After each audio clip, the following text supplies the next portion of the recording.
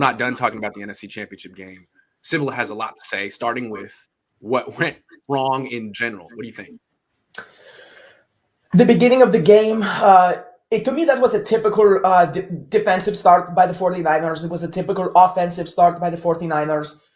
Being down early and just getting a slow start. It's something that I hope that next year, both Shanahan and perhaps the new quarterback will see to. It's something I would really rather get off to a hot start and bury people with our defense than have to play this comeback game. And it was throughout the playoffs, it just felt like we were playing with fire. It just felt like a matter of time before finally we didn't score that last field goal or that last touchdown that was needed.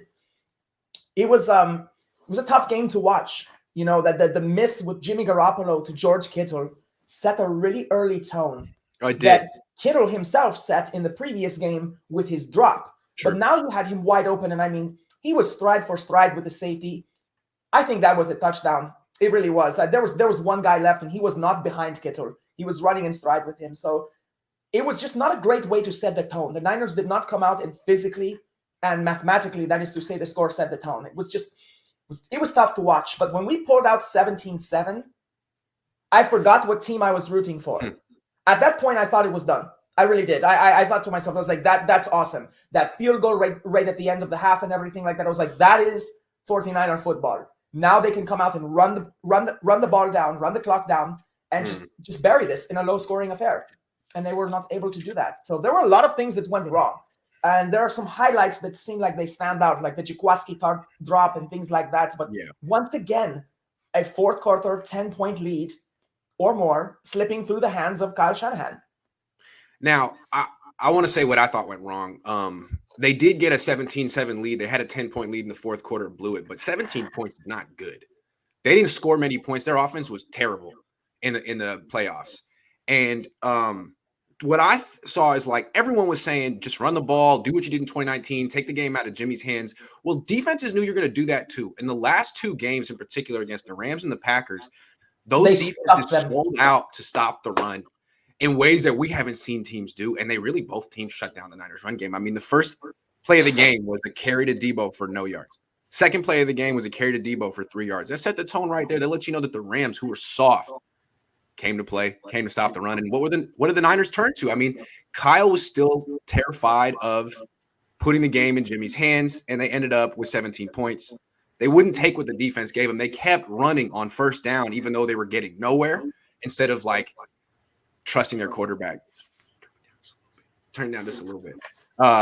So yeah, I mean, if they had a quarterback they trusted, they have a quarterback they weren't worried about constantly throwing interceptions, they wouldn't have had play like this. But since everyone knew the Niners were afraid of Jimmy throwing picks, that's why they stopped scoring points. At first I kind of respected the 49ers' desire to stick to the run, because it seems like every episode we talk about why didn't they stick to the run. Right. And it's something that we do critique them on a lot. Mm-hmm. And sometimes you need to die on your own sword, but you need to draw it in the first place. And so for the Niners to lose at their own game does not disturb me as much as the blatant misses and miscues and the clock management. The not taking a timeout before the 2-minute warning. These are things that as a middle school football player were just pounded into my head by every coach on the team, that there's a certain formula, there's a way you do clock management that was just completely absent in the championship game. It's not just the players who let down the 49ers. It's definitely the coaches as well. And yeah, the 49ers offense was anemic in these playoffs. Pathetic is actually another word. I just want to say one more thing about the run game in particular. It seems to me that the Niners wanted to run the ball and post their will in the run game, even when defenses knew it was coming. And it worked 2 years ago. But this year it didn't work. And I've been saying for the last 2 months, if everyone knows you want to run the ball, you need to do 11-on-11 football. 10-on-11 football isn't going to get it done. And Jimmy Garoppolo is out there to essentially hand off. If Trey Lance were in the game and you had the same exact play calling sequence on first down with all those runs, I just think those runs would do better because it's 11-on-11 instead of 10-on-11. It's math. So I think that this was predictable, this ending, catching up to the 49ers. You can't play offense like that and win a Super Bowl. You can't try to totally minimize your quarterback.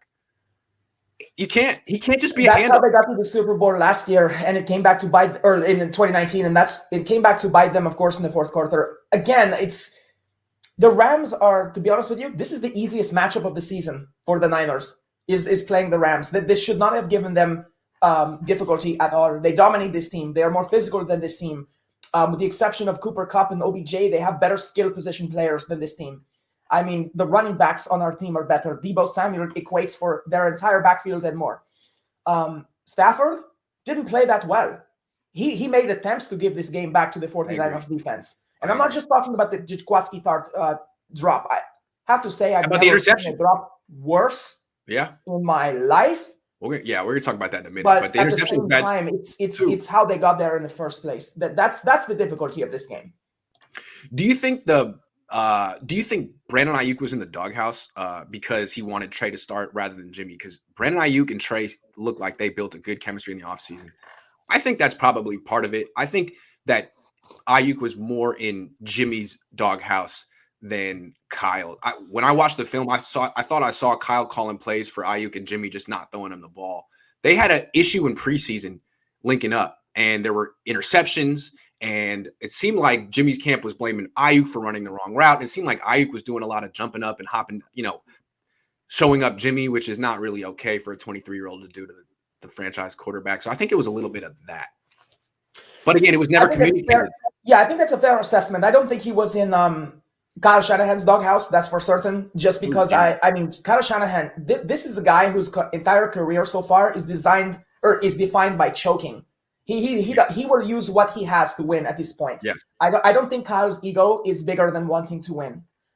Jimmy, it's definitely very possible, but Brandon Ayuk had up and down on his season. It's interesting how he goes from one week to the next. That's the part I can't figure is why anyone would eliminate, even Jimmy, why anyone would eliminate their weapons. I know. It's in weird. the postseason going to the Super Bowl. So I'd like to think that this had nothing to do with it, but it's really hard to explain why he's not used more.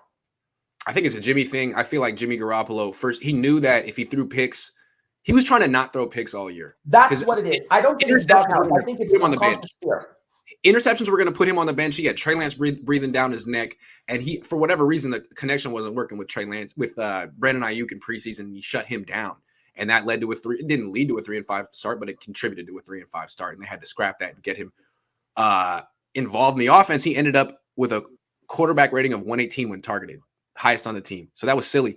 Look, when Brandon Ayuk plays with Lance next year, I expect Ayuk to be involved in the offense the entire time because Ayuk likes to throw the ball outside the numbers and down the field. Jimmy doesn't even look there. He doesn't even look there half the time. That's the problem. He's very predictable. It's really easy as a safety to read him. The reason that they don't get more interceptions against him is because of his quick release. It's literally because he's not even making competitive throws to begin with. And that's really what actually pads his stats, if you will. There was a play in the third quarter, the Niners, where Jimmy Garoppolo drops back and throws to Elijah Mitchell for like 12 yards. And I think it's here. He had Brandon Ayuk wide open for a touchdown down the field, didn't even look at him. He just the announcer saw that as well. It wasn't a check down. It was like, I'm throwing to Elijah Mitchell. It's like, dude, go to your next team. I'm tired of seeing people wide open down the field and you don't even look at them. It happens multiple times a game. Tired of that.